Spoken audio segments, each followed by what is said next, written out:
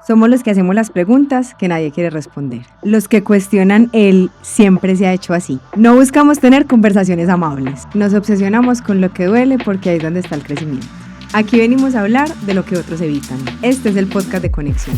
Bueno, un saludo a todos los oyentes del podcast de Conexión.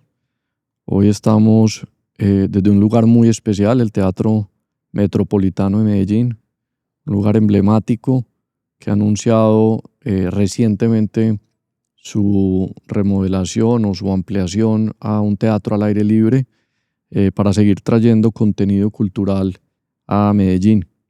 Y hoy tenemos una invitada muy especial, María Catalina Prieto, la directora ejecutiva de la Orquesta Filarmónica de Medellín, o Filarmet como se conoce, una orquesta emblemática no solamente aquí, sino internacionalmente, ganadora de Grammy Latino, entre otros premios, y con varios premios alrededor de la innovación, que creo que va a ser algo que vamos a tocar mucho hoy con María Cata. María Cata. María Cata. Mi personalidad paisa es María Cata. Ok. María Cata la conocen en Medellín como María Cata. Bienvenida, qué bueno tenerte por acá y más en este espacio tan especial y a pocas horas de que pase un gran show acá con un gran invitado. No, Ricardo, mil gracias a ti, a Conexión y por supuesto pues al teatro que ha sido siempre nuestra casa. Qué placer estar aquí conversando contigo. Bueno, no te mandé las preguntas. No importa, vamos a trobar. Porque creo que las buenas conversaciones en la sala de la casa no se preparan, sino que van fluyendo, entonces adrede no te las envié. Está muy bien, está muy bien. Pero bueno, yo creo que va a salir bien, porque gran parte de las preguntas que tengo son alrededor, entre otras, de un paper que estás próximo a lanzar con Conexión, supremamente interesante, lo disfruté mucho mientras lo leía. Porque a pesar de que me considero parte de la industria del entretenimiento, pues cada sector y cada disciplina tiene sus particularidades y esta es apasionante y cada vez encuentro cosas muy bonitas alrededor de lo que es la orquesta y lo que es todos los shows que ustedes hacen. Sí, yo creo que ese es un mundo que aparentemente todo el mundo le parece lejano, pero cuando uno empieza a partirlo se da cuenta que es más cercano de lo que cree. Yo siempre le digo a la gente, ¿a usted le gusta la música sinfónica? Y me dicen, no, esa es una música muy distinta para mí. Y le digo, bueno, ¿y a usted le gusta El Señor de los Anillos? Sí. ¿Y le gusta Star Wars? Sí. Entonces a usted le encanta la música sinfónica. De eso vamos a hablar, de todos esos barreras y mitos y del mercado en general. Pero empecemos hablando un poquitico. Tú has hablado que digamos que el público de las orquestas no desaparecen realmente porque sí, sino por una falta de visión estratégica de las mismas orquestas y el mismo producto. ¿Qué transformaciones concretas deberían emprender las instituciones culturales, las tradicionales, para dejar de actuar como guardianes del pasado y convertirse en intérpretes de la conversación que está ocurriendo hoy en la sociedad, como tú bien lo mencionas permanentemente? O sea, esa relación de presente y futuro que hay veces nos da tan duro, irónicamente, en un momento donde hablamos de innovación, de inteligencia artificial, de que somos completamente pro evolución y hay unos sectorcitos que pareciera que por ahí no pegó. Sí, yo creo, Ricardo, que particularmente en el sector cultural hay una noción que viene, yo creo que del siglo XIX, y es una misconcepción de para qué son las artes. Entonces, se ha creído últimamente, pues últimamente digo en los últimos 200 años, que nosotros tenemos que cuidar estos protocolos y estas formas de arte, y se nos olvida un poquito que históricamente la función del artista ha sido ser testigo de su tiempo y dar testimonio de su tiempo. Y yo creo que eso es algo que las organizaciones culturales en su mayoría no han sabido hacer y no han sabido hacer bien, es ser relevante para la comunidad que representan, en el lugar geográfico que representan, en el momento de la vida que representan. Esto no quiere decir que nosotros dejemos de tocar los Beethoven y toquemos de dejar los Mozart. Yo creo que eso hay que seguirlo haciendo, hay que seguir honrando un pasado, pero hay que saberle llegar a las nuevas generaciones, que sientan que hay un punto de conexión. Si hay algo muy lindo de la música sinfónica es que yo creo que no hay un tema sobre el cual no se haya escrito. O sea, la música sinfónica ha escrito sobre celos, rebelión, amor, todo lo que tú quieras. Pero nos cuesta que la gente entienda esto. Nos cuesta, le tenemos un poquito de grima a decir que la ópera es la telenovela del siglo XXI. Y no pasa nada, está muy bien. Y cuando tú dices, ¿pero cómo es eso? Pues claro, la ópera que es, hay una historia casi siempre de un señor con una señora que le pone los cachos, luego se suicida. Sí, pues, o sea, básicamente es una gran telenovela. Pero ponerlo, si uno lo pusiera en esos términos y la gente del común dice como, ay, venga, sí, esto, yo tengo algún punto de conexión, pero nos gusta enredarlo en unos lenguajes y en unas cosas que lo único que hacen es generar barreras. Yo creo que somos muy buenos generando barreras. Em, y creo que deberíamos hacer es todo lo contrario, ser conscientes de cuáles son las barreras que nosotros estamos poniendo para que la gente realmente sepa y tenga la posibilidad, porque para mí es la posibilidad de vivir la música sinfónica. Entonces, sí, yo creo que esa es una de las cosas que hay que explorar, hay que entender cuál es la comunidad que representamos, hay que entender cuáles son las cosas que mueven a la gente, hay que conversar con la gente. Somos muy buenos programando desde el escritorio. Entonces yo siempre le digo al equipo, yo no soy normal, yo soy una persona que creció escuchando música sinfónica, mi mamá ponía la HJCK, o sea, lo más exótico que mi mamá ponía era jazz, pero yo no soy el común denominador, yo no soy la población común y corriente. La población común y corriente creció escuchando vallenato, creció escuchando rancheras. Entonces hay que entender que vivimos en una sociedad así y hay que entender que si nosotros queremos que la gente se dé la posibilidad de escuchar la música sinfónica y luego decida si le gusta o no, hay que llegarle de otras maneras. Y no pasa nada, no, uno no es más ni menos. Entonces creo que hay que cambiar la experiencia, creo que hay que bajarse de esta posición de superioridad, porque la gente dice, no, es que la gente no va a los teatros, es que la gente no paga una boleta. No, no, no, la gente no paga una boleta para venir a escuchar una orquesta, pero la gente se endeuda para ir a pagar un concierto de reggaetón, pues tú lo sabes bien, tú vives en el mundo del entretenimiento. La gente sí paga para consumir una boleta de esas. Entonces, creo que no nos hemos hecho la pregunta de por qué nosotros no somos lo suficientemente atractivos. ¿Por qué la gente dice, uy, 60.000 pesos para pagar una boleta de la orquesta cuando compran boletas de 2 millones de pesos para ir a otro tipo de conciertos? Y yo creo que ahí la respuesta es, uno, se sienten bienvenidos en un concierto de música popular, como le digo yo, que es cualquier género que no sea sinfónico, se sienten bienvenidos, es chévere, es un parche ir, me la paso rico, es toda una experiencia y la experiencia empieza desde cómo me he visto, entonces me voy a poner la gorra verde del Fercho, me voy a poner no sé qué, ese tipo de cosas. Nadie te juzga. O sea, tú vas a un concierto de estos y nadie te está juzgando, nadie te está mirando si aplaudiste, si no aplaudiste, si grabaste, si no grabaste, en qué momento gritaste. Eh, Aquí es, no, si la gente aplaude entre movimientos, entonces está aquí el que le mete el codo, o usted se tiene que vestir de esta manera. Digamos, nosotros desde Filarmónica de Medellín hemos ido cambiando eso, pero es algo que está muy inserto en nosotros. Es como una cantidad de protocolos en los que la gente no se siente bienvenido. Y si la gente no se siente bienvenido, pues eso no es un plan chévere, porque vas a pagar por un plan que no es chévere. Y tercero, creo que no hemos entendido que el cerebro de la gente cambió.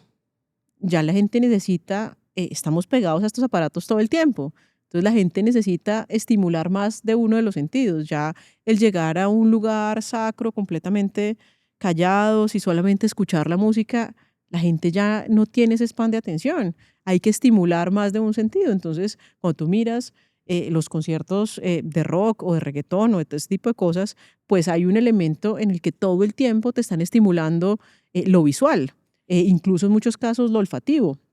están estimulando absolutamente todos los sentidos. Y yo creo que eso es algo que las orquestas todavía no han aprendido a hacer, pensar en una experiencia. Entonces, bueno, esas son como las cosas que yo creo que las orquestas y las organizaciones culturales deberían estar buscando. Cambiar la experiencia y entender la comunidad que representan. Ahorita mencionabas un poco a Beethoven y a Mozart, y en alguno de tus escritos afirmas que Beethoven pues jamás quería ser, pero quería que se convirtiera en una pieza de museo. Em, También me llama mucho la atención, ahorita en una conversación que teníamos antes de empezar el programa, donde me decías que hoy quizá uno de los países líderes en todo este tema de orquestas es Venezuela. Eso sí, pues te tengo que confesar que me llamó la atención. Y acto seguido empezaste a explicar que de todas formas hay una relación entre lo comercial y lo purista, digamos, del tema, y que Europa o Rusia o cualquiera de estas cunas de las orquestas filarmónicas te estaban teniendo un declive aún mayor al del resto del mundo. Entonces, a veces no sé cómo verlo, si Venezuela y Colombia cae menos y por eso brilla, o si los otros caen y estos, digamos, se están levantando. Eso es parte, digamos, de ese reto en mi cabeza de entender y que me gustaría que me lo ayudaras a entender. Y también me contabas algo que me genera demasiada emoción y muestra cómo esa geopolítica de las orquestas está cambiando y está pasando el charco, como decimos, porque la Filarmónica, la Filarmet, hoy tiene la primera directora colombiana en más de, no sé, 100 años, fuera de su mujer, que no era lo normal, no solamente por falta de talento, sino de pronto porque desentonaba con ese papel de regalo, con ese adorno y con ese ritual que le estábamos impregnando a lo que es una presentación pues, de una filarmónica. Em, ¿Cómo, cómo es el futuro de Colombia en este tema de orquestas, su posicionamiento global, y cómo vamos a hacer para que este segmento crezca y no se muera como está pasando pues, de forma más acelerada en otros lugares? Bueno, mira, lo primero que tiene que ver con Venezuela, digamos que hace casi 50 años, el maestro José Antonio Abreu descubrió en los barrios de Venezuela que si hacía formación musical con base en lo que él llamó las prácticas musicales colectivas y el modelo orquesta-escuela, podía tener como una serie de beneficios en el desarrollo de los niños y los jóvenes de los barrios de Venezuela. Otro tiempo, otra Venezuela, no estamos hablando de la Venezuela actual. Y digamos que eso fue un modelo súper exitoso que empezó a reproducirse, entonces tenía muchos núcleos en cada una de las ciudades y empezó a llamar la atención de los grandes directores en Europa. Entonces los grandes directores como Helmut Rilling, Claudio Abbado, empezaron a decir, venga, yo quiero ver qué es lo que está pasando en Venezuela. El tipo fue muy hábil y obviamente pues con la plata del petróleo logró hacerlo con todos los gobiernos, incluso cuando llegó Chávez logró hacerlo. Y eso fue creciendo, creciendo, creciendo, creciendo, convirtiéndose todo un sistema que se llama, pues le dicen el sistema, pero es el sistema de orquestas de Venezuela. Y eso obviamente lo que empezó a dar es un montón de niños y jóvenes, muchos que sí se dedicaron a la música, pero muchos otros que no se dedicaron a la música, pero que estaban ya sensibilizados con la música. Y empezó a dar un montón, una escuela de directores grandísimos, digamos que el más reconocido pues es Gustavo Dudamel, que fue durante muchos años director titular de Los Ángeles y hoy en día recientemente es director titular de Nueva York. Pero además de Gustavo hay una serie de directores venezolanos que tienen como, como este ímpetu. Gustavo además es crespo, entonces se le mueven los crespos cada vez que dirige y la orquesta del sistema se caracterizaba porque era muy, muy jovial. Entonces, digamos, en un medio en el que todos están súper serios y encorbatados y no sé qué, estos se ponían su chaqueta con los tres colores venezolanos y bailaban el mambo en las salas en Europa. Entonces empezó a llamar mucho la atención y de esa escuela, como te decía, hay hoy en día la gran mayoría de los directores titulares de las grandes orquestas son venezolanos o vienen de esa escuela. Entonces eso por ese lado. Ya no es la realidad, o sea, digamos que con todo lo que ha ido pasando en Venezuela, la gran mayoría de esos profesores que se quedaban en Venezuela o de esa generación de la orquesta, pues ya está por fuera de Venezuela. Entonces, digamos que esto en los últimos 12, 16 años ha ido en declive, pero todavía tienen como esa tradición. De hecho, nuestra concertino, nuestra primer violín, hizo parte del sistema de orquestas de Venezuela, una mujer extraordinaria, una violinista extraordinaria, que en los últimos años también, pues por todo esto que está sucediendo en Venezuela, vivió en Estados Unidos y decidió pues aceptar la invitación para venir a tocar con nosotros. Con relación a las orquestas europeas, yo creo que volvemos a lo que te decía, digamos que a diferencia nuestra, ellos sí tienen una tradición de la música sinfónica, o sea, en todas las casas se escuchaba música, en todas las casas hay un piano, la gente sabe leer partitura. Entonces, claro que es mucho más fácil caer en hay que guardar este protocolo porque hace parte de nuestra historia, de nuestra herencia. Entonces yo creo que ellos así han sido mucho más aferrados como a ese protocolo. Mm, y lo que yo veo es lo que te decía, o sea, las salas están llenos de gente de más de 60 años y el público se les está muriendo. Y existe como esa concepción que a mí me da mucha risa y es, no, es que a la gente no le gustan las orquestas, es que a la gente no le gusta la música clásica, pero el entretenimiento sí que lo ha sabido aprovechar. Entonces, mira el último álbum de Rosalía, que pues fue la locura y la gente enloquecida con el último álbum de Rosalía, y el último álbum de Rosalía no es otra cosa que Y una pieza Beyoncé orquestal. y Hans Zimmer y todo eso. Exactamente. Pero es muy chistoso porque tenemos todo el caldo de cultivo para aprovecharnos de eso. Es como la gente de la calle está escuchando música sinfónica sin querer. ¿Por qué no lo estamos aprovechando? Porque eso no se está traduciendo en más gente en las salas de concierto, porque no existe la visión. Y existe, insisto, esa superioridad de, no, es que yo no soy el entretenimiento, entonces yo no me voy a meter con eso. Em, y a mí esa pelea me genera un problema, porque está mal entretenerse, porque está mal el entretenimiento. Yo no lo veo, para mí no hay música buena y música mala.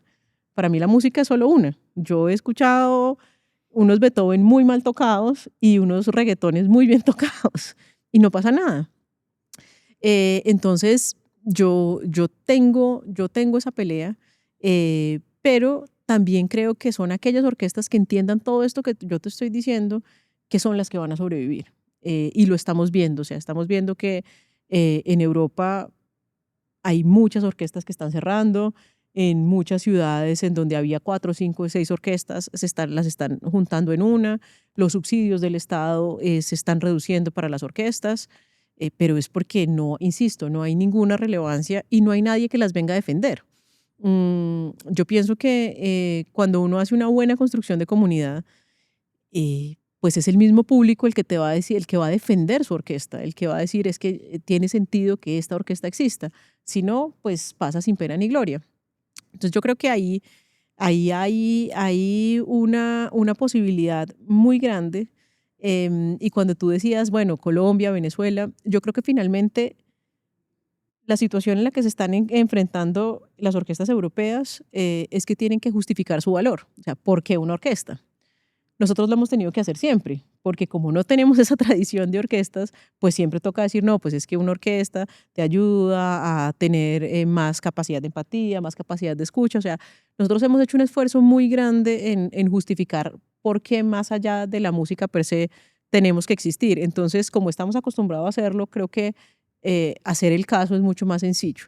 Em, y con relación a lo que tiene que ver con nuestra directora titular, mm, como existe otra vez, como esa tradición tan europea, digamos que el imaginario de un director titular de una orquesta es un señor canoso, que habla raro, o sea, eso sí, no puede medio hablar español bien, y tiene que ser hombre y tiene que ser viejo. Eh, y cuando, incluso si tú le dices a la inteligencia artificial, algún día haces el ejercicio, ponme un director de orquesta, te va a poner un señor El cliché. canoso el cliché.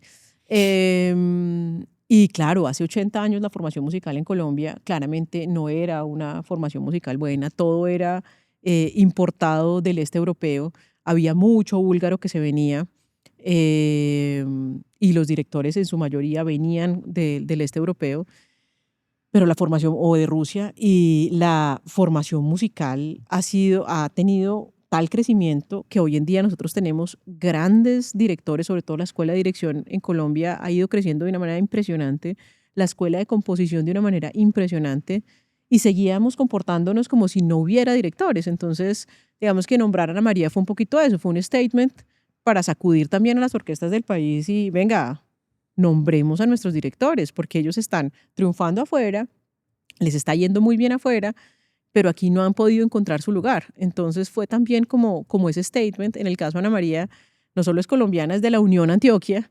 y eso es muy poderoso. Para nosotros eso ha sido muy importante, porque además de todo nos entiende y entiende para dónde vamos y entiende que queremos ser una orquesta latinoamericana. Entonces, el siguiente paso que dimos, que también fue un poquito irreverente, fue decir, a esta orquesta no se vuelve a invitar un director que no sea latinoamericano.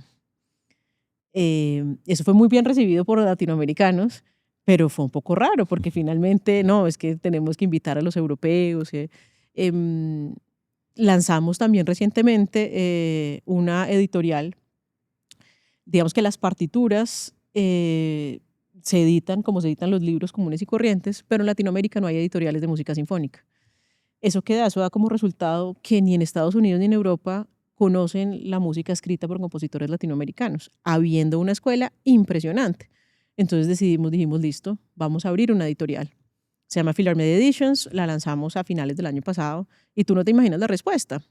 Todos los compositores dicen, qué maravilla, queremos estar ahí. Y por otro lado, las orquestas, cada vez que yo voy a una conferencia de orquestas o en Estados Unidos o en Europa, me dicen, por favor, mándame música, porque nosotros creemos que el futuro de la música sinfónica está en Latinoamérica. Es apenas lógico, Ricardo, porque pues finalmente nosotros somos un continente muy joven, entonces, ¿de dónde es que se puede sacar lo nuevo? De Latinoamérica. Y somos aguerridos, somos vibrantes, y eso les llama mucho la atención, les llama la atención la sonrisa, les llama la atención el baile, les llama atención, o sea, nosotros somos llamativos para el americano y para el europeo, y asimismo la música. Entonces, yo creo que ahí hay un potencial enorme que no hemos sabido aprovechar, y no hemos sabido aprovecharlo precisamente por esa pelea. No, es que esto no puede ser una empresa, es que esto no puede, cuando yo te digo, no, es que Filarmet tiene un spin-off, pero ¿qué es esto? ¿Qué es este horror?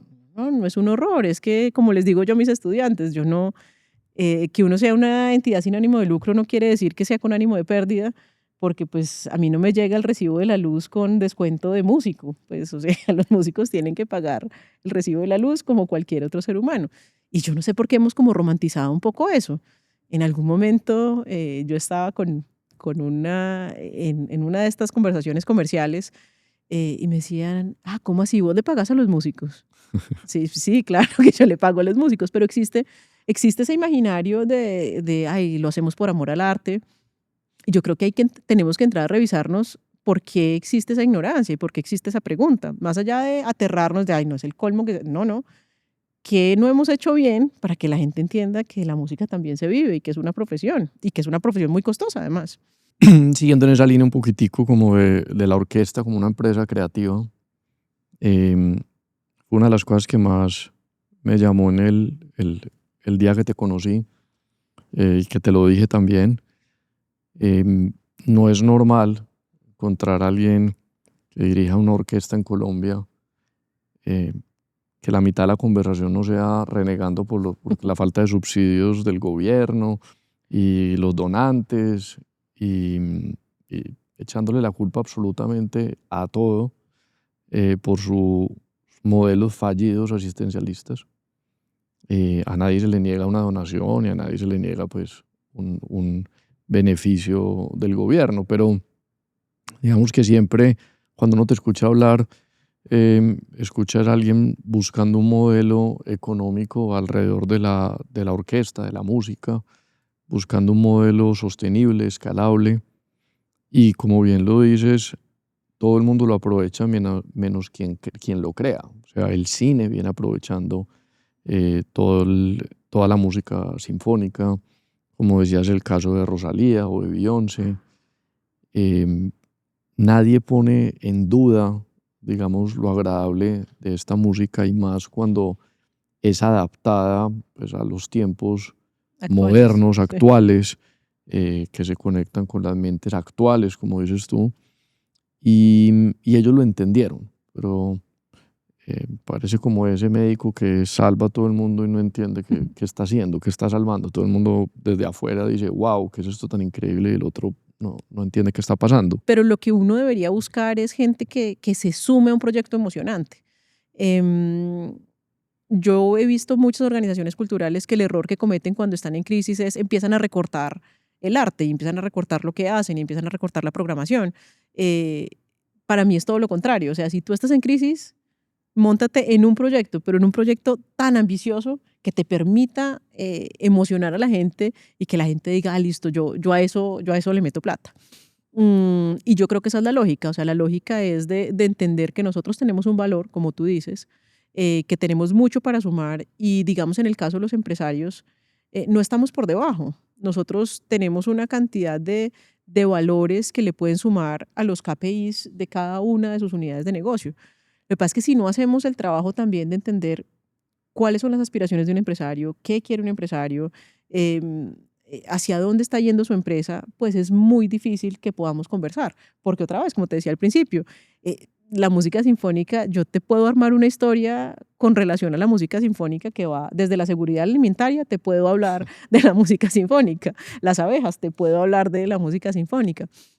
Pero hace falta como hacer esas conexiones que no son tan evidentes más allá de, es que tú tienes que escuchar Beethoven porque es que Beethoven te hace libre. No tienes por qué escuchar Beethoven. La gente puede vivir sin haber escuchado Beethoven en su vida.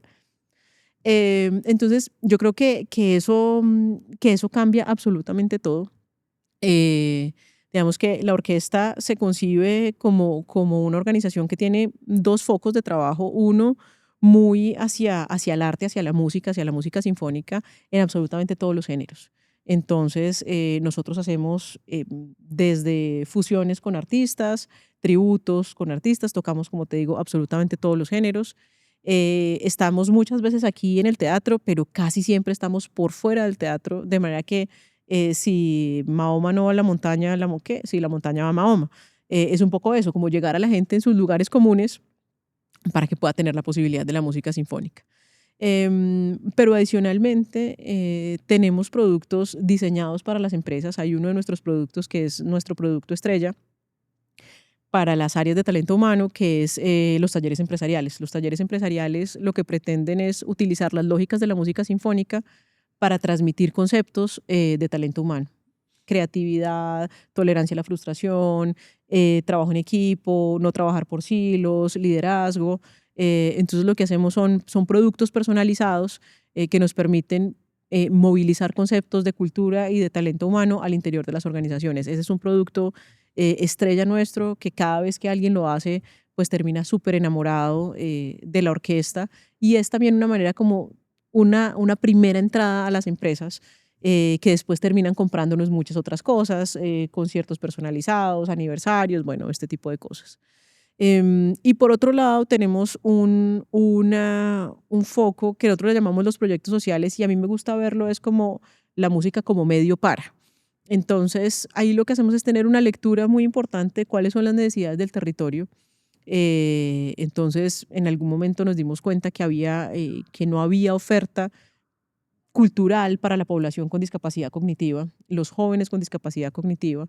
Entonces creamos un programa que se llama Soy Músico, es un programa que hace formación musical con personas que tienen síndrome de Down y otras discapacidades cognitivas y al final del año ellos tocan con la orquesta y es un proyecto que ya en este momento tiene una bracito de empleabilidad porque los chicos que llevan con nosotros ya 9 años, esos chicos se han convertido en profes y en monitores de aquellos que están apenas empezando. También tenemos una línea de paz y reconciliación, digamos, a raíz como de todo el dolor que generó el proceso de paz en esta región en particular. Entonces es un coro que está conformado por excombatientes y víctimas del conflicto armado colombiano, cantan juntos.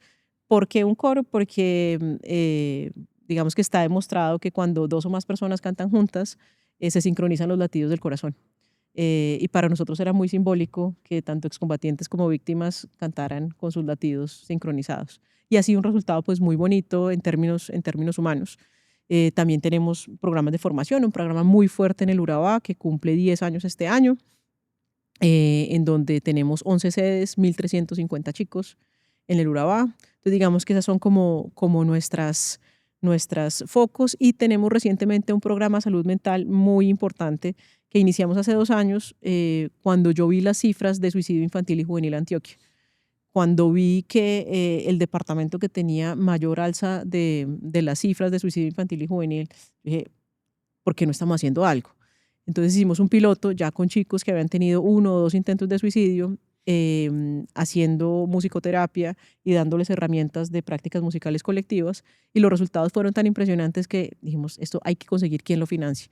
Y el área metropolitana el año pasado decidió sumarse, y estamos en los 10 municipios del área metropolitana con un programa, Sonidos que Cuidan se llama, de promoción de salud mental con los niños y jóvenes. Entonces, digamos que eso es como para decirte el espectro de todo lo que hacemos, y obviamente todo esto está mediado por los músicos. El músico sinfónico es un músico muy particular que otra vez es hijo de esa tradición. A nosotros nos criaron en conservatorios muy conservadores.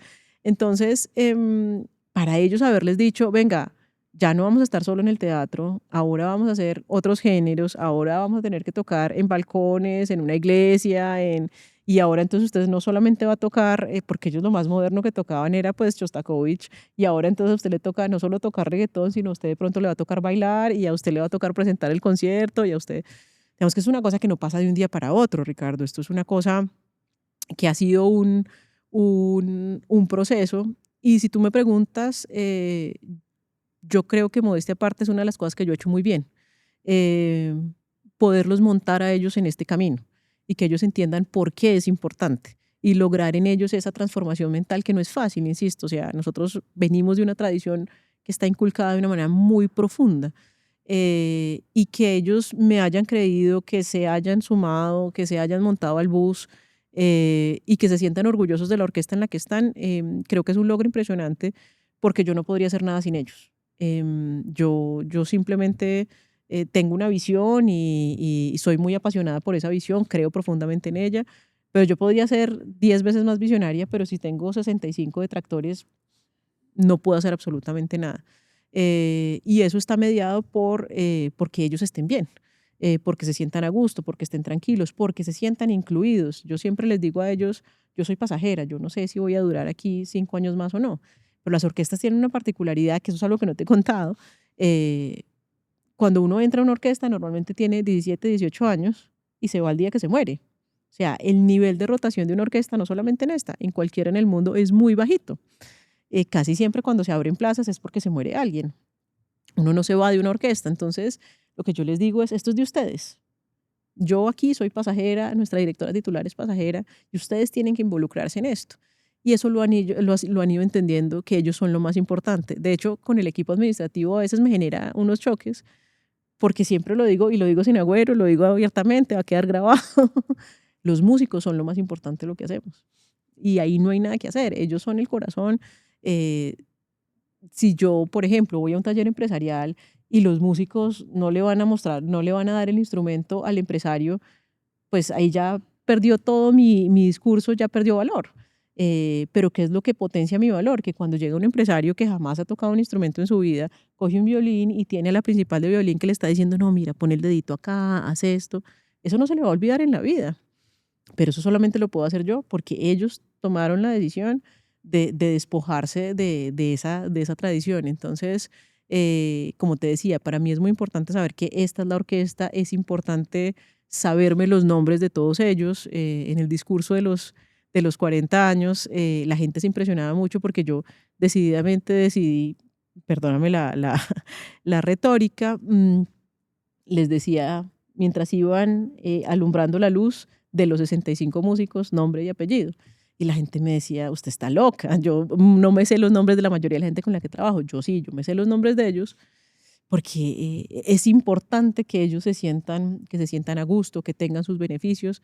Siempre uno quiere dar más, porque no es tan fácil, Ricardo. O sea, no solamente hoy, sino siempre ha sido difícil, porque el 80% de nuestros costos son gente. Yo no puedo optimizar. O sea, una sinfonía de Beethoven se demora la quinta sinfonía de Beethoven se demora 45 minutos hoy. Y hace 200 años se demoraba 45 minutos. Yo no puedo decirte, ay, bueno, con la inteligencia artificial, entonces ahora voy a optimizar y entonces ya no se va a demorar 45 minutos, sino se va a demorar 40. O ya no la voy a hacer con 50 músicos, sino la voy a hacer con 30. No, o sea, ahí no hay capacidad de optimización. Entonces, ¿qué es lo que uno tiene que hacer? Es seguir consiguiendo y consiguiendo y consiguiendo recursos para poder mantener estos costos que al ser gente simplemente van a subir y subir y subir y subir y subir. Y es una paradoja económica. Increíble porque, pues, algo conozco del mundo de los músicos y esa relación entre innovar y tradición no viene en el manual. No. Y, y yo creo que cambiar el manual y el chip de 60 personas, yo creo que ya nos hace una mejor sociedad. Ya nos hace Es verdad. una mejor ciudad, un mejor país, un mejor todo. Ahora, tengo Eh, que ser muy sincera también. Digamos que yo creo que una de las cualidades que uno como líder tiene que tener es la completa sinceridad de para dónde va. ¿Y eso qué ha hecho? Eso ha hecho que, claro, yo te digo, hoy en día yo tengo la tranquilidad de que los 65 que están acá están completamente montados, pero en estos 9 años, claro, ha habido algunos que han dicho, ¿sabe qué? Esto no es para mí. Y está bien, y han sido ellos los que han dado un paso al costado. Pero creo que no sería fácil dar el paso al costado si tú no tienes claro, bueno, listo, esta organización, estos son sus principios, esto es lo que quiere y para allá va. Que creo que a veces somos muy tímidos con eso. Somos como, no, sí, pero no somos tan innovadores o no. Yo he sido muy clara, para allá vamos, este es el tipo de orquesta que queremos ser.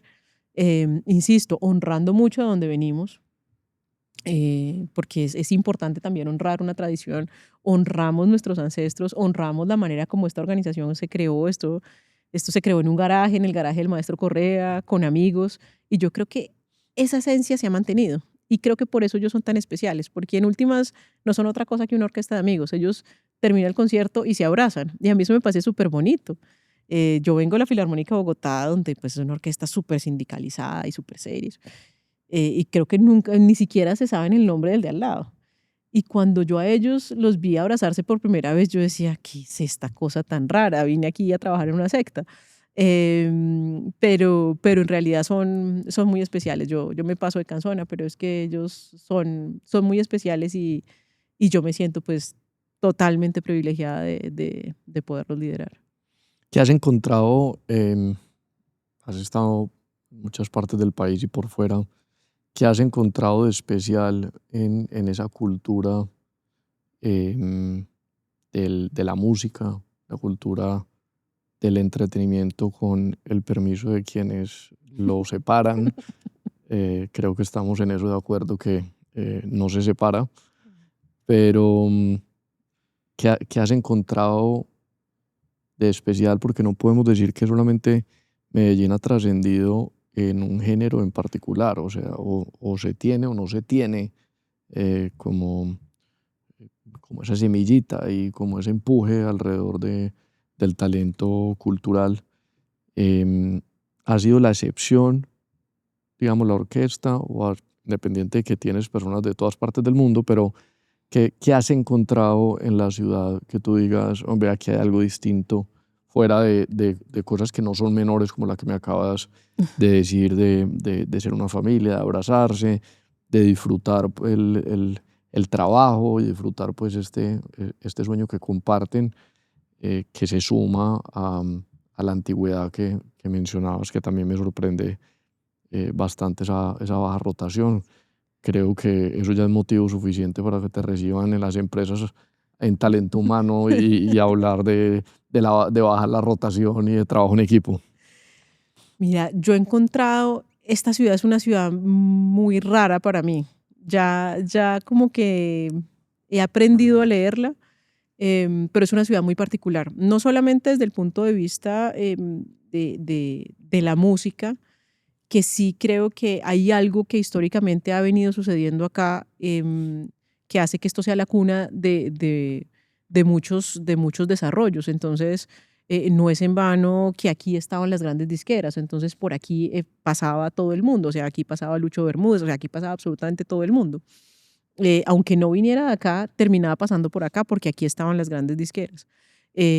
También creo que hay un talento impresionante para poder contar lo que está sucediendo. Entonces esto sucede desde los hip hoppers, desde una gran escuela de hip hop, que lo que ha hecho es contar un momento de la historia también, pero también los trovadores. Entonces digamos que en Medellín confluyen un montón de cosas. A la gente le gusta simplemente como limitarlo así, no, el reggaetón.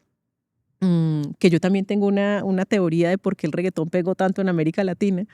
Y pues dato ñoño es que Yo creo que eso lo quiere oír absolutamente todo el mundo.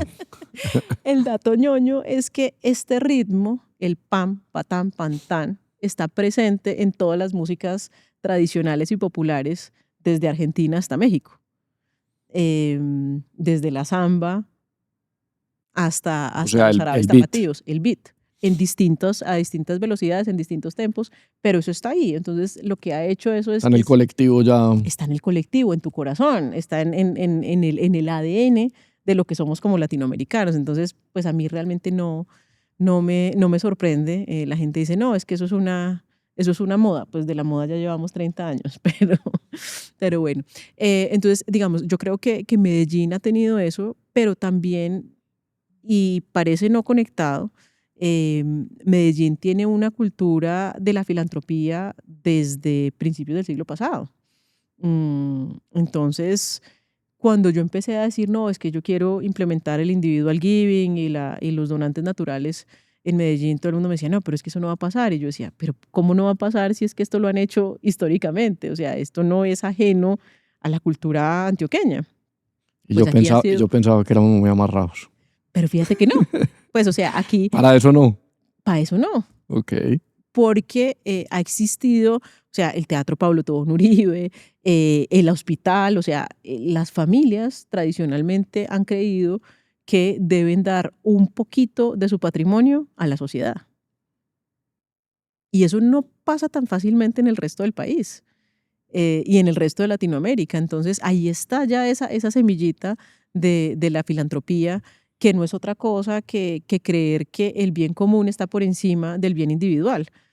Porque lo que te digo, es muy fácil decir, yo me enriquezco y tengo un montón de plata y ya.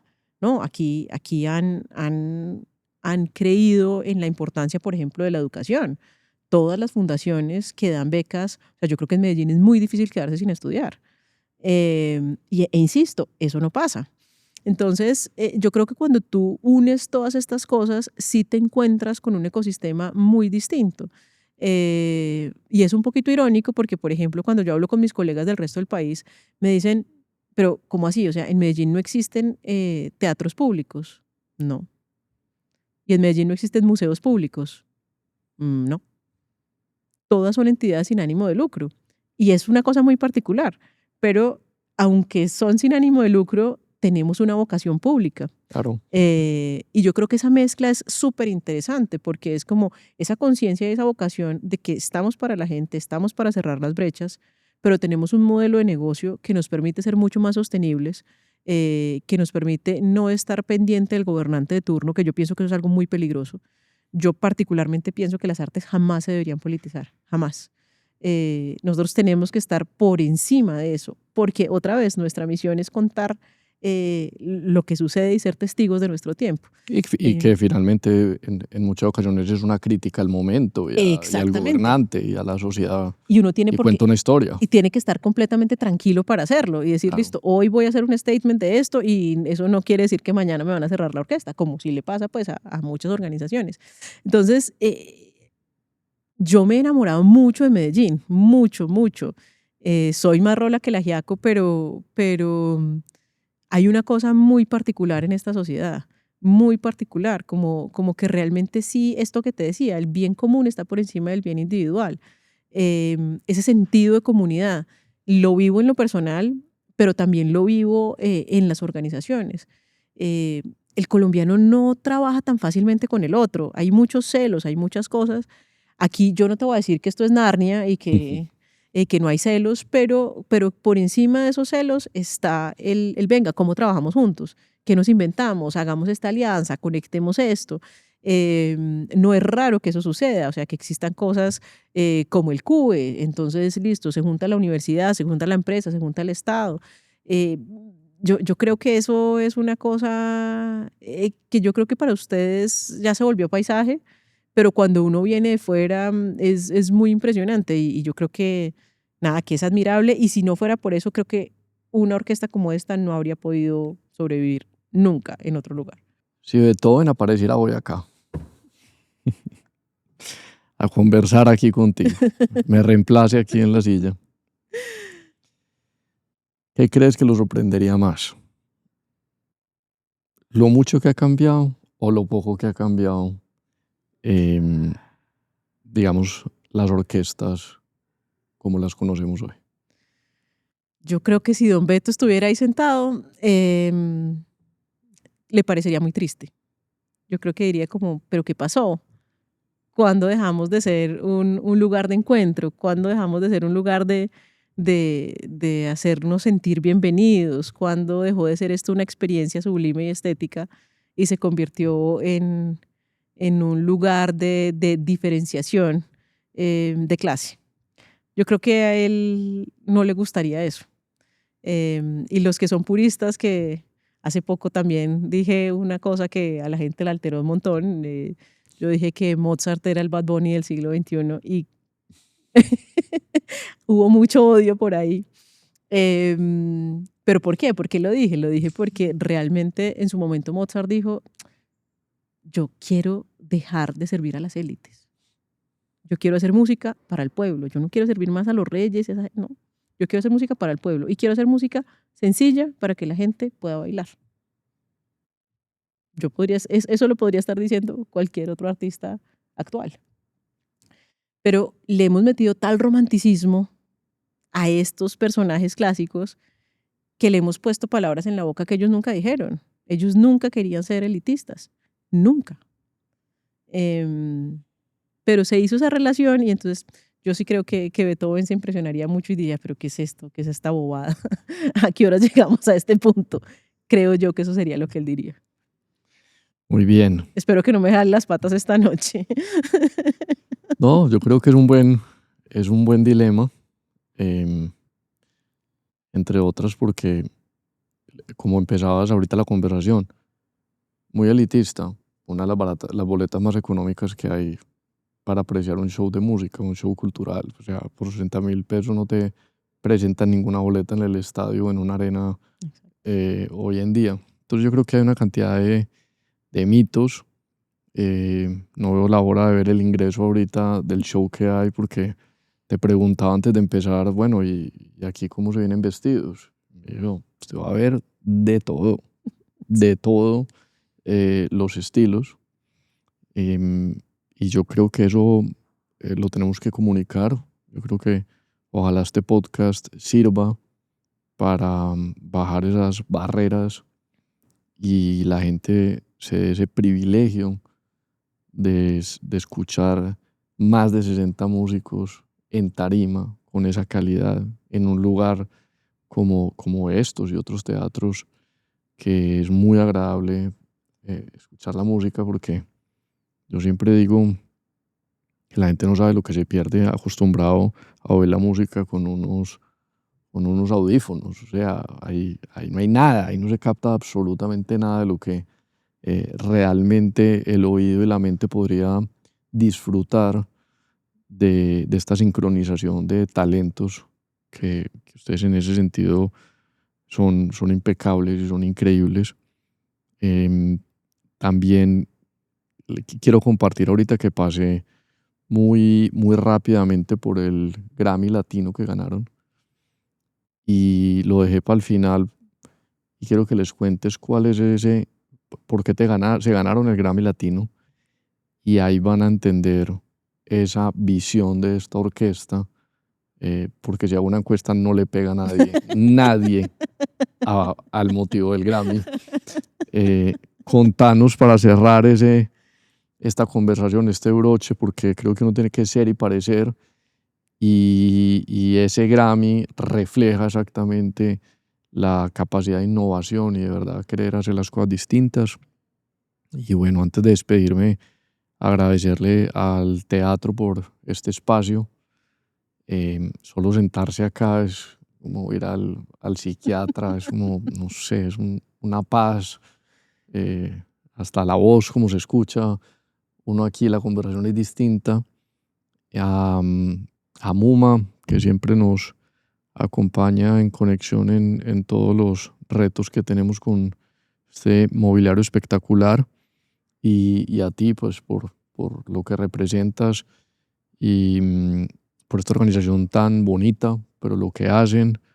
Y bueno, aquí tienes un adepto más, que soy completamente franco y sincero, por más de que me encanta la música, me encanta lo sinfónico, mi playlist puede pasar de no sinfónico clásico, pero sí adaptaciones sinfónicas por todos los géneros. Mi playlist es lo más raro que hay. Em, lo disfruto mucho, pero tengo que ser honesto que no lo tenía en el radar. No, y lamento mucho eso. Lo lamento por mí. Y bueno, la idea es empezarme a involucrar más y a impregnarme más de este proyecto tan bonito que, con toda la sinceridad del mundo, te digo que es espectacular. Muchas gracias, Ricardo. Bueno, el Grammy Latino fue por un disco que se llama Tu Rockcito Filarmónico. Es rock infantil sinfónico. Entonces ya vamos en rock infantil. O sea, ya no. Seguramente la carátula también tuvo algo de innovación, pero pues ya ahí lo dice todo. Sí, sí, es rock infantil sinfónico. Digamos que en esta línea de cómo hacíamos para que los niños desde muy chiquitos pudieran tener acceso a la música sinfónica, dijimos, hagamos un disco. Nos unimos con Paula Ríos, que tiene un proyecto maravilloso que se llama Tu Rockcito, y ella ha hecho hace muchos años rock para niños. Y yo creía que ahí teníamos muchas coincidencias, porque ese es otro género que la gente como que pasa por encima, ¿no? Entonces la música infantil, así bien sencillita, si cantas feo está bien, Ellos una no se dan guitarrita cuenta. ahí, eso no se dan cuenta.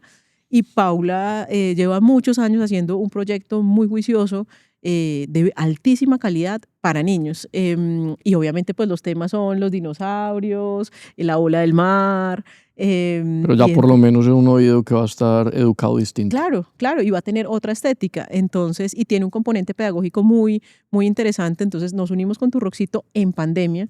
Dijimos, hagamos un disco para niños, en el que, con la excusa del rock y ya Tu Rockcito, podamos irles metiendo la música sinfónica.